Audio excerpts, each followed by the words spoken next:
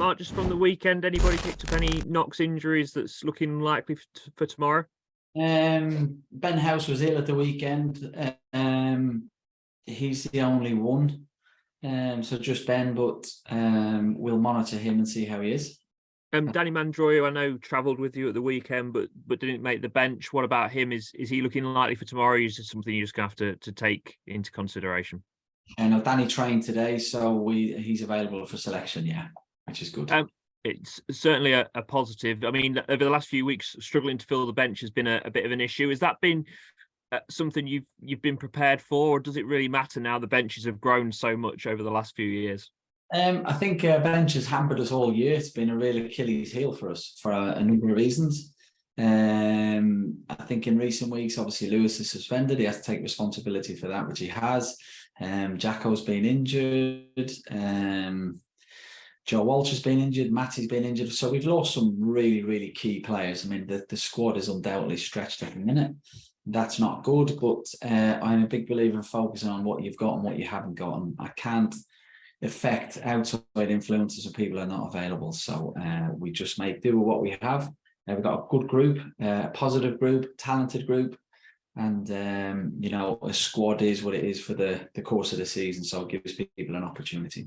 And this group currently on the best unbeaten run of the season for yourselves. What do you put that down to, do you think? What's been the key successes over the last few weeks that have led to that unbeaten run?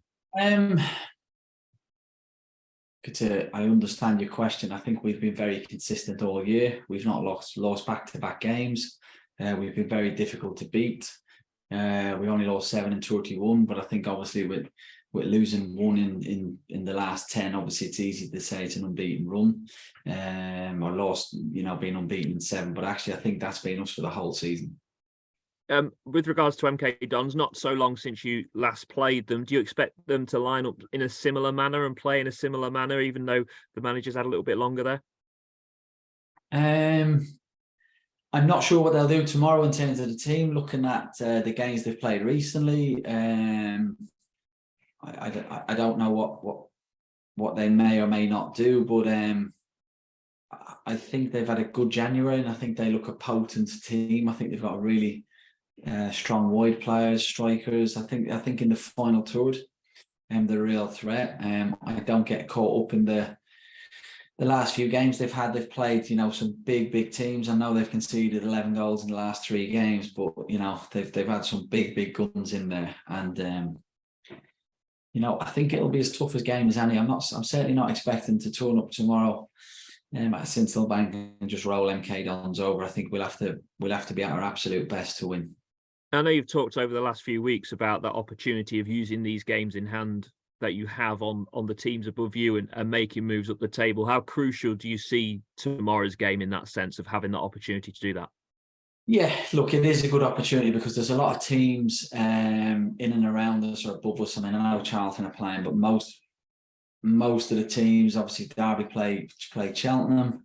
Derby are considerably way ahead of us. Cheltenham, I think it's 7 points behind us. So it's an opportunity to, if we win tomorrow, to really push ourselves up the table. It's something I'm aware of, something I'm conscious of. It's not something we've spoken about with the group, but naturally it's always in the back of your mind. But look, the most important thing is trying to win a game of football, taking each game as it comes. I didn't get carried away when we lost to Cambridge away, which seems like a hell of a long time ago. I think we were 5th from bottom and Cambridge went 6th. I wasn't bothered in the slightest. I was disappointed when we lost. I was particularly disappointed with the performance, but I never get sidetracked with the table. And likewise, I think we're in a really good place, and I think we're going forward. I think we've made huge strides from where we were at the start of the season. I think we're building something really positive at Lincoln. So sometimes the league table can be quite deceiving for the positive. What looks better or looks worse than what it is. The bottom line is I think we're in a really healthy position. We're into the final third of the season now. Has League One as a whole shaped up as you expected with the teams being where they are? I think when you look at the top, obviously there's teams outside the top 10 that we would have expected to be up there, which aren't. I think when you look at the bottom of the table, naturally because of budgets, etc., I'm not sure there's many surprises, and that's not criticism. That's why I said it's very difficult for the team with the lowest budget in the league to compete with the teams with the top budget in the league. I think barring a couple of teams, the league's not far off probably what I expected.